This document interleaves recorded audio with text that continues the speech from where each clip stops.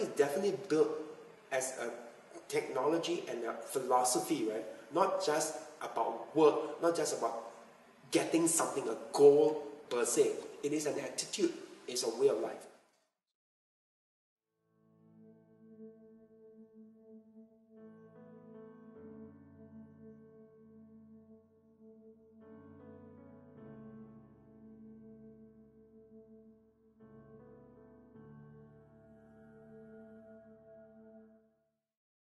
When you talk about your training, you always talk about living NLP instead of just using NLP or practicing NLP. But talk about living NLP. That is getting NLP into our muscles, into our life on a daily basis. What was the idea behind that gave you this? That made you design our training course in a way that when people walk away, as an NLP practitioner, they see their life change. It's not a profound statement. It's a very simple statement, right? But the wisdom comes from actually understanding of what we call some spiritual principles. And I think the person that I think about, or as a major so-called influence in terms of my thoughts, my attitude, and my beliefs, right, is Gandhi. One of his phrases that really resonate with a lot of people, and that includes me, he said, "Be the change you want to see," rather than talk. So I would add it rather than talking about it. So a lot of people talk a lot about the changes, the thing they want to do. But on the other hand, they are not being that very change that they want to see in the world. So to really make it very simple, if you want to see the world being a peaceful place, then be the change, meaning literally you embody peace. So then the minute you do that, you are part of the very solution that you're trying to see in the world. Rather than just talking about NLP, right? You need to live it. Right. Live as part of your life, And from a more scientific, what we call explanation, right? I think there are a lot of this information that's around for quite some time, and actually I just checked, right? It's from Edgar Dale in 1946. So he's a presenter and an educator of some kind.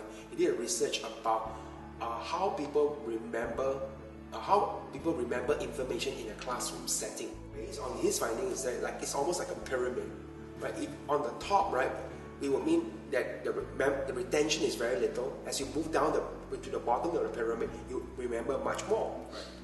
So on the top of the pyramid, right, he says that when you are presented information, when you just simply read up about it, the retention rate is very low. It's almost less than 5%. Most people can't remember what they have read unless you do something with the information.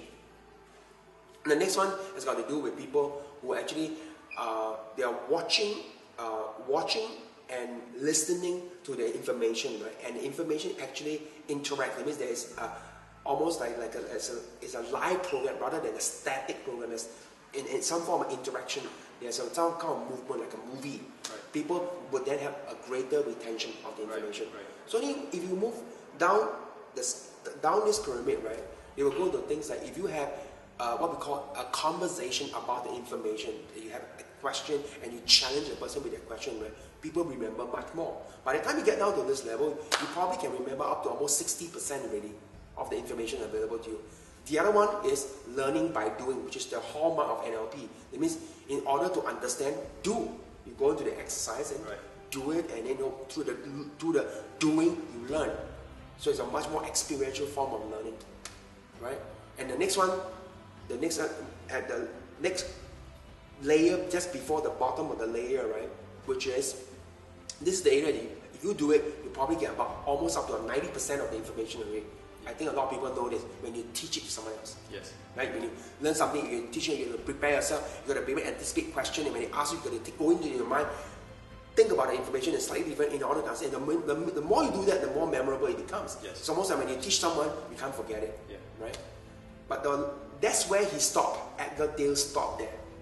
And I just added in one more layer where you will get up to almost 100% of the information and possibly even more than what you have gotten. You expand on what you have received, as that's when you live it. What does it mean by living it? The learning becomes part of your life.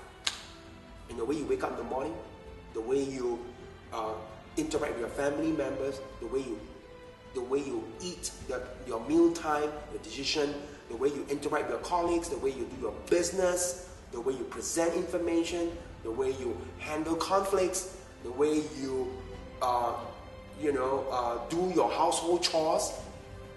The activities in your lives are actually infused with what you have learned. When you get there, you get way much more than 100% of what you've been taught. In fact, when you do that, you're almost like you're teaching yourself the learning.